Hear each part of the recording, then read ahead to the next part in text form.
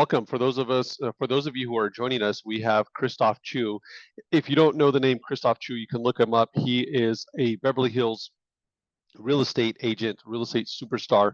But one of the things that I'm most excited to share is that Christoph and I have been dear friends for quite some time, maybe 15 plus years. We connected in the real estate industry, and he has the accolades that any real estate agent would want, which includes being ranked by BombBomb, the number one video company in the real estate industry, being the number one video influencer in the world, and also being featured by the New York Times, the LA Times, the Wall Street Journal. I mean, we could go on and on about the publications you've been in, the TV shows that you've been in, but I like to just refer to you as my very good friend. So, Christoph, it is awesome for you to be joining us.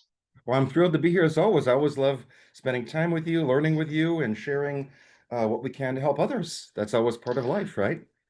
And really, that's the whole key of today's agenda. So, Christoph, for those that don't know your story or don't have familiarity, let's start here. So, your background is this: you're in Beverly Hills, you're in the Platinum Triangle, you work with and are connected globally with clients all across the world, which includes a who's who's list of celebrities, dignitaries, as well as very wealthy people, billionaire clients.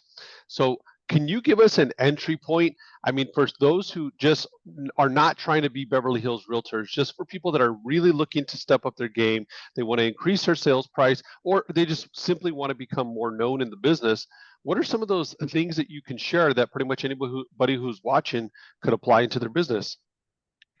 Well, first of all, any business that's successful needs a lot of hard work, dedication, planning, and execution, right? Those are the kind of key points of any business.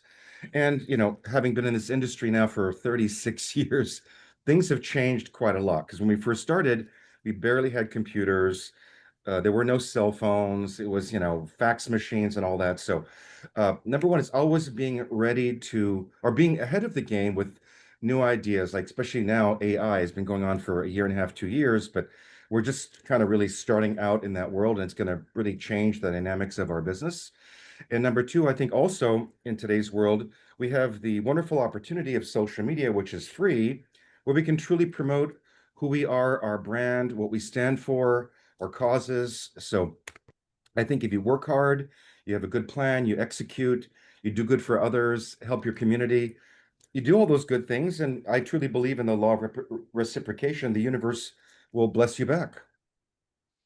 So I think one of the key things is you mentioned AI, Christoph, and Yes. continuously you've always been at the forefront of our business. And I mean, that has been said because I'm in the tech space, but actually I found you, connected with you because you were the only agent in the world that I had seen that was actually creating video content on a consistent basis.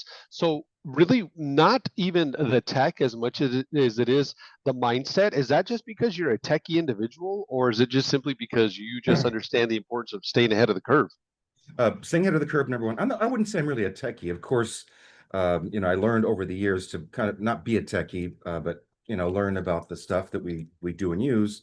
But it also, and I've always believed in education. As you know, John, I've had coaches in my real estate career for 33 of my 36 years. I mean, I've never not been without a coach. And the best coaches, from Mike Ferry to Tom Ferry now. So I'm lucky to be in that. And of course, Anthony Robbins and Zig Ziglar, all the speakers over the years. So what started my social media blooming was, I think it was 2007. You guys all know Gary Vaynerchuk. So we were at a conference with the elite agents with Tom Ferry, only about a couple hundred of us. And Gary Vaynerchuk was talking to us, and we had lunch in Tom's room about how Google had just purchased YouTube. And I'd never really done any YouTube videos. I had been on a number of TV shows with my listings and all that, but not my own. So he talked about the importance of video, and also social media. So I'm always one, let me try something. Let me see if it fits me, and does it work out? So that was 2007, so it'll be 20 years in 2017 or 2027. So that day I went out, bought my first flip cam, a tripod, a light, and shot my first video. And also he mentioned about going on social media, and I was not on social media at all. And in my mind at that time, I thought, well, I don't want to go on social media and share my life with everyone, and and all that. I mean, but then I realized, well, I can share what I want to share. It's not like you share every moment of your day, right? So I started doing that. And I remember Gary said something that was very impactful. He said, from 8 o'clock in the morning till 8 o'clock at night, you're working in your business, right? You're out with clients and you're doing things. But from 8 o'clock at night till midnight, you got to work on your business. So I remember when I came back from that conference, every night, I mean, the first night I think I joined Facebook, went on Facebook, created a profile. Next night was LinkedIn. Instagram didn't even exist in those days, TikTok, but whatever platforms were then available, I just took the time every night on my computer while I'm watching TV and starting. So I always like to hear new things, and not everything works for everyone, but video was good for me because I was doing a lot of written blogs at that time because SEO websites, but I'm not a writer. I'm a great photographer, so I would take photos of things and write the blog, but it would just take me sometimes hours to write content, which now we can use AI, of course. So I just always, if I see something that sounds interesting or unique, I will try it out, test it out for a while and see if it works for me. And so once I started videos, I can talk to anyone about anything without a script. So that was just so natural for me, and that's why I just started doing it more and more. And I think now we've got like 3,000 videos on my YouTube channel, and I think 36,000 subscribers. So again, when I see something of interest, I try it, and if it works for me, I keep going with it. And I think that's the unbelievable thing is that you have the metrics and the data to be able to back up that this works, right? So there's no reason as to why somebody should push against it. Because I mean, I've been with you at lunch in Beverly Hills where you've closed pretty much a $10 million transaction all off of video where you're like, oh, the buyer never even physically saw the property, but instead, here's what I did. I created a video playlist, sent it on over to them. I don't know if you recall this conversation, but you even went in the car and then you drove to the downtown Beverly Hills area just so that way they can have an idea of the distance. And I thought that's unbelievable. It's remarkable. So now when we hear about this surgence of new tech, AI, what are your thoughts about that? I think AI has tremendous opportunities for us in for any industry for that matter, and it's very helpful. I think like anything, it's it's still in its infancy stages, and AI is like a newborn baby, and it's growing and learning every single day as we as customers put information in there. But I see tremendous value in it, and like nowadays, I don't even do Google search as much anymore. I do basically just on AI. Ask AI what I need. It gives me a very detailed synopsis with the link. So. And I'm learning, like everything, more and more how to actually use it because there's, ChatGPT, there's Gemini, there's Perplexity, there's so many different AI models, and they're all different. So I just keep testing and trying, learning and trying, and trying to have fun with it and see how I can use the new technology to help my clients achieve their goals of buying, selling, and help me achieve my goals and helping with Covenant House or whatever it is we're doing. But I think AI is great. That's why I asked to sign up for your classes because I know you teach me a lot, and I know I can learn a lot more from you about AI aside from what I already know. You know what I thought was really cool is that you had contacted me and you're like, John, what's that technology you use for the AI for the presentation? And you had been preparing for a $35 million listing. And I said to myself, and I said to any agent that will listen, it's if Christophe can use this for a $30+ million listing in Beverly Hills, I could use this in the city of Ontario for my $650,000 listing. So I think that's a beautiful thing that you don't just listen to the new tech examples, but you put it into play. Now, let me ask you this. Now you're Christophe Choo, you have the background, you have the listings, you have the name, but at some point you didn't have that, right? You weren't the featured agent in Wall Street Journal, New York Times, and all of that. So then when you would come across these clients, did you ever feel that any of them were out of bounds for you just because of the potential listing price or because of the person that you were dealing with? That's a very good question. I've actually never really felt out of bounds on any client appointment. And maybe it's because I believe in preparation and planning. So I don't know about you guys in your markets, but we still do broker caravans in the West Side Beverly Hills area. So I'm sure you all know what that is, where you go out on a Tuesday or Thursday from 11 till 2 and preview all the new listings that are open on the broker caravan. So many years ago, maybe 25 years ago, I sold a listing for 5 million. That was my highest sale price at that particular time. And I would go on caravan every single Tuesday from 11 to 2 and look at sometimes even on a hot day, like 15, 20 homes. But I would go see every single luxury property in my marketplace. And I remember one of my friends that would come with me. She was in the office. She'd been a broker for 40 some years, older lady, and she'd come with me on caravan for fun. And then, we enjoyed each other's company. And one day she said to me, "Why are you wasting your time looking at all these 5, 10, $20 million houses? You don't have customers for that." And I said, "Well, I may not right now, but when I do, I know exactly what to show them." So that was my response to that. So always planning and learning. And I remember um, when I got the call from, it was a friend actually, to sell his house in Holmby Hills. This is 2006, so 20, almost 20 years ago. He called me, says, "We want to sell our house." And I'd been to the house and I knew it was one of the best and most expensive houses in LA. And so it was a Sunday. He wanted me to come the next morning to his house. And I did honestly spend 8 hours at my office that Sunday preparing a formal written presentation. Now, I had all the listings I'd seen in his neighborhood for years. I had binders with those plastic sheet inserts with all the brochures of all those properties. But anyways, he was a businessman, worth a lot of money, had this, expensive house. So I went to meet him and I had the presentation there, but I did the old school Mike Ferry stuff, right? I remember those days it was the 5 minute, 10 minute, 20-minute listing presentation. And I said, "Steve," and it was just me and him, and in the entryway, I said, "Do you absolutely have to sell your home with NLP and all that?" He says, "Yes, we're moving out of the country." This was October. I said, "Are you willing to price your home to sell?" And he says, "What do you think it's worth?" I said, "It's worth 22, 23 million." He says, "What do you think it should be listed for?" I said, 26.5. He says, "Nope, I want to list it for 30 million."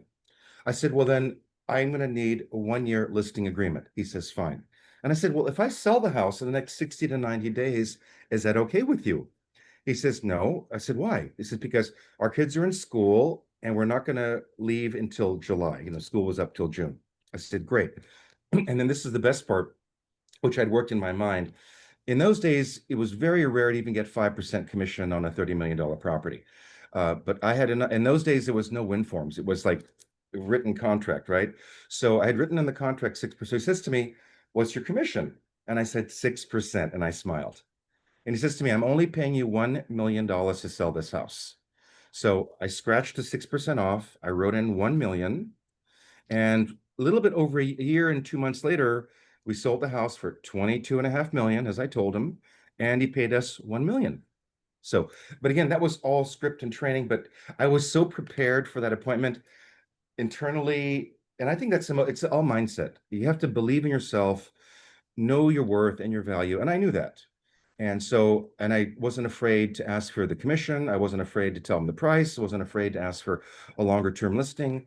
And so I think just being prepared and really knowing your market is a very important key. But it didn't start like that. When I was starting at 18 years old, the first year I did one deal, it was a $43,000 co-op.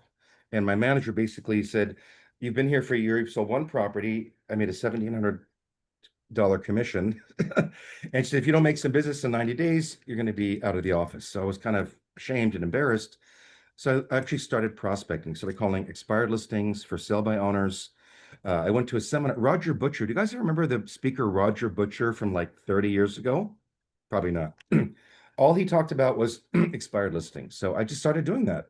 And even to this day, with all the technology and all the wonderful, social media things that we have, which is so valuable, it still is that basic one-to-one contact, relationships, people knowing you care. So all of this stuff is great. It helps us, and it does add a lot to our plate because it's a lot to do.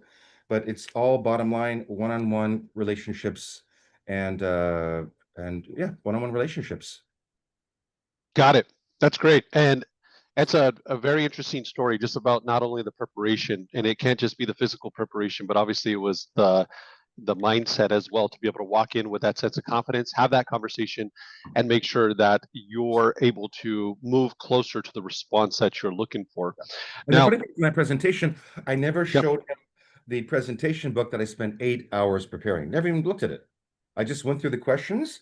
He was, we were fine with the price, the commission. So why muck up the waters when he already said yes? I said, "Let's just get started." And I don't say, "Let's sign the contract." I said, "Let's get started. Shall we move forward?" Make it pleasant and warm and friendly. That's what people want.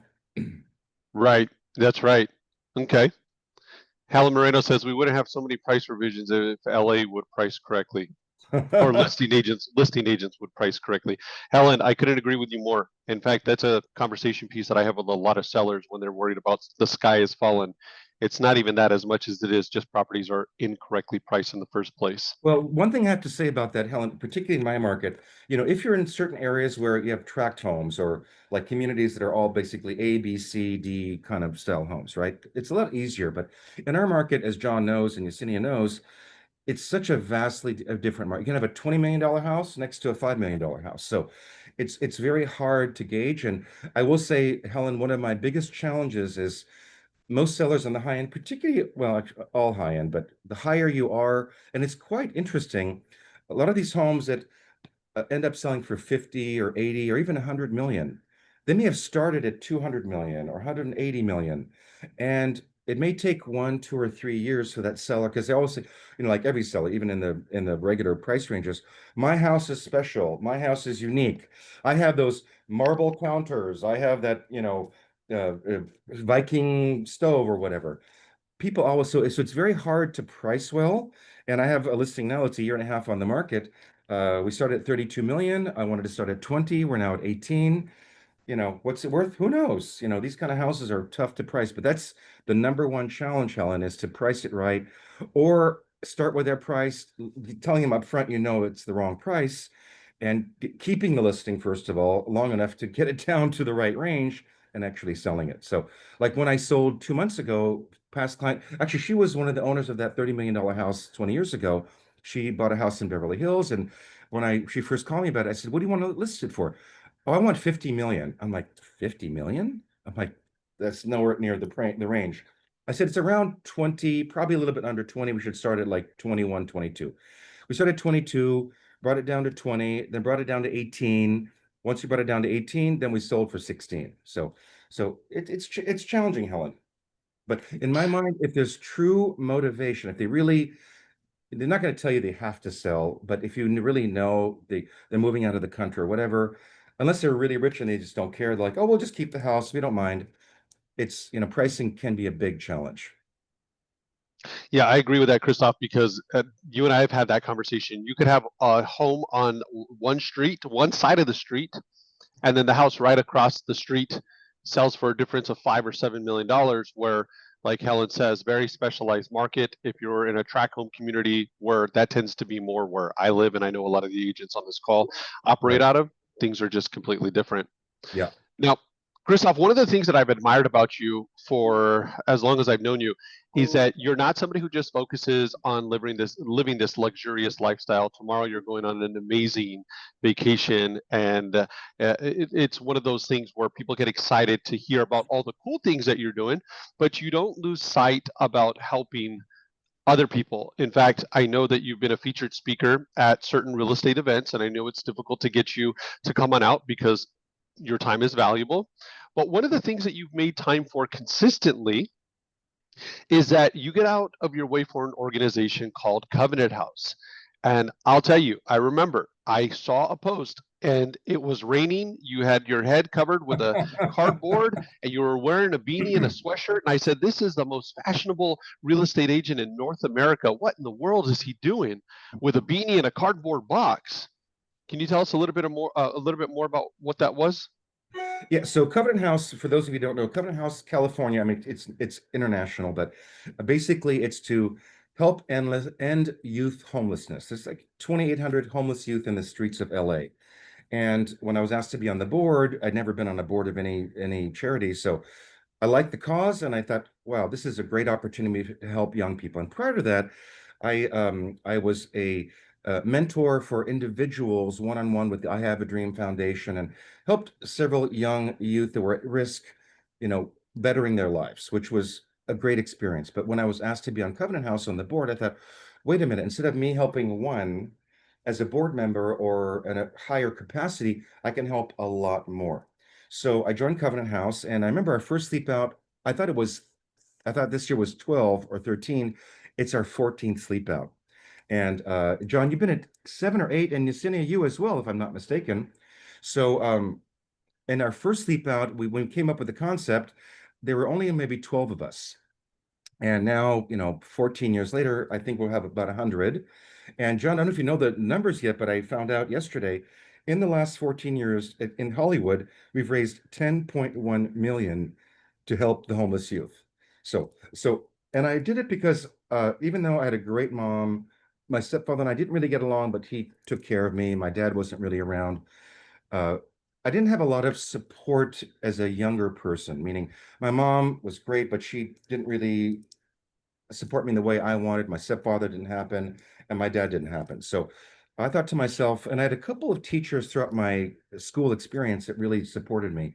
So I thought, if I can help support youth to realize their value and to realize that no matter what circumstance they came from, that's just a past story. They can create a new story. So I thought this is something very important. So I've been doing it for a long time, and I'm so glad you guys are all going to be coming. And any of you that want to join us for the sleep out on the 20th, it'd be so cool.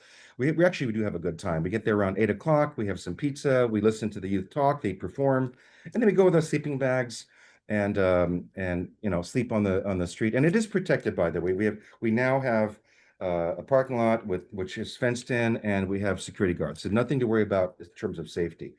But when I look at the value of how it helps so many young people that really, really need it, there's no reason why not to. And look, every year I think, oh, do I want to do this again this year? And as you know, John, I'm going my super luxurious trip for the next 10, 12 days. And then I come back, and then 5 days later, I'm going to be on the street. And I did it initially, I mean, for helping them, but I thought people see me as Mr. Lux Bougie Beverly Hills, right? If people see that that's not really all my sides, I have a lot of sides like we all do. They see that I'm willing to do that. I thought it would be very impactful, and it has been. So I agree with you. It's amongst one of the most impactful things that I was ever a part of. When I first saw you sleeping in the streets, I sent you a message letting you know that I wanted to be supportive. And I meant being supportive by writing a check, making a donation. And then you called me immediately and you asked me to join you by sleeping in the streets. And just like you said, I was not overly willing and excited to do it, but at the same time, I knew, I should just commit. Let's just be a part of this. And I'll tell you, I've never had such appreciation for my bed to this day, and also just a greater understanding of those who are less fortunate, going through certain situations. And let's face it, when you're down in the dumps, you're living in the streets. I mean, how do you gain that sense of motivation to go on out and to do amazing things? I mean, it could be really difficult, especially if you're trying it on your own. I just put a link in the chat box. Christophe is raising money for this year's sleep out. It's on the 20th of November. I will be joining. Yesenia Lopez will be joining. We're all collectively part of the Christophe Choo team. And we would just ask you that if you want to make a difference yourself, then please click on this link and then make a donation. This is all going to be tracked. And we want to be able to show up and represent the real estate community. There's not too many real estate teams that are there. I know the right. last time that we were there, Jesse Pinkman from Breaking Bad. He was there in solidarity with us. In fact, he was right behind me, and he was raising money. And I told him, very inconspicuously, I said, my wife will kill me if I don't take a photo with you. Do you mind? And he was just super cool. He was out there, not just participating, but doing all the grunt work, putting out the chairs, picking up trash. And I just love that you can get people, just normal people like me, get a Beverly Hills superstar realtor like Christophe Choo, and then get a world-renowned celebrity like Jesse Pinkman and all the other ones who join us. And I say Jesse Pinkman, but Aaron Paul's who I'm talking about. So yes, we will be doing this, Christophe, and it's not comfortable, right? I mean, when you're out there sleeping in the street. Well, we don't even really sleep. I mean, you basically get a little bit of winks here and there because I remember, I mean, having been there for many times, as you know, you hear the screams at night, you hear the helicopters, the police sirens, homeless people coming to try to come in. I mean, it's challenging, and that's why, you know, every single day my life is about gratitude. All day long, every morning, at night, I'm always going through my gratitude affirmations because I have so much to be grateful for, and every single day, no matter how bad your day is. I mean, just having a warm bed to sleep in, sheets. I mean, hot and cold water, electricity. I was listening to Gary Vaynerchuk this morning, and he was talking about 70. I don't know if I remember correctly, but I think he said 73% of the planet people don't have fresh. It takes them 24 hours to find fresh water. So I'm like, dang. So, and look, anything we can do, small or large, we can do. And also, if you guys don't want to come sleep out with us in person, although it's fun, you can just raise money, send out the link, share it with your community as that you're part of helping to raise money for this particular event. Also, they're doing a virtual version where you can just be at home, do a sleep out, and still raise money at home sleeping out. I've not done that because that's not so fun. I want to just be on the street and experience again the situation. So, if we have your information, we can send you all the links if you want to participate in any level. I'll tell you, it's not comfortable. We are asked to not bring pillows. Like, it's really meant to feel that pain. We just have some cardboard boxes in order to put on the ground. And then I am not a camper, so the sleeping bag that I take, it's a thin one. Yesenia Lopez, she's such a good person. She offered to buy me one because she said last year I know you were so cold, and I was like, you know what? That's okay because I'm gonna go through. I'm gonna feel that pain because I know it's just a slight taste of what those who really endure it, they go through it. Yeah. I'm not, it's not even in comparison to. I just got a message from Renee who asked. He's on the call with us. Renee Gonzalez. He asked what day and time. Renee, this is going to be on November 20th. And I think we get together around 6 or 7 p.m.